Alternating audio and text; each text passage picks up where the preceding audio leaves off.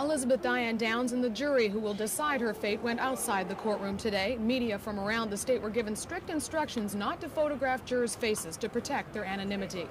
Downs sat in the back of the bus as jurors were taken to 4 sites to see evidence in the murder case.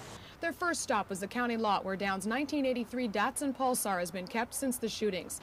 Downs says the children were shot while they were asleep inside the car. The passenger side rock panel has been removed. That's where the crime lab found spatters of Cheryl Downs' blood, a contradiction in Downs' account of the shooting. On the way back to the scene of the crime, the jurors were taken by Downs' apartment and the friend's house she visited before the murder. At milepost 2.8 on Old Mohawk Road, jurors got out of the bus and were told where police found .22 caliber gun casings in the roadway. The state says marks on those casings match marks found in the casings in her .22 caliber rifle. White lines were drawn on the pavement to prevent the media from interfering. After a 5-minute stopover, the jurors were taken by McKinsey-Willamette Hospital before court got going this afternoon.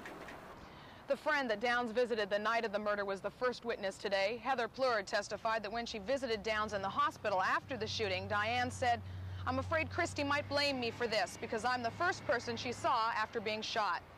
Joseph Inman says he was driving 60 miles an hour on Old Mohawk Road May 19th at 10:15 when he came up behind Downs' red car. The red Pulsar was moving less than 10 miles per hour and Inman couldn't see anyone inside. The state says there's a 25-minute time gap after the kids were shot and when they arrived at the hospital. Prosecutor Fred Hughey says Downs drove slowly so the children would be dead on arrival. And the hospital nurses at McKinsey-Willamette say the children's blood had time to clot before being treated.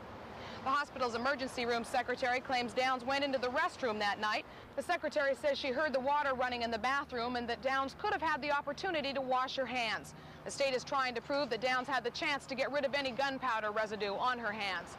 Ann Bradley, Eyewitness News at the Downs trial.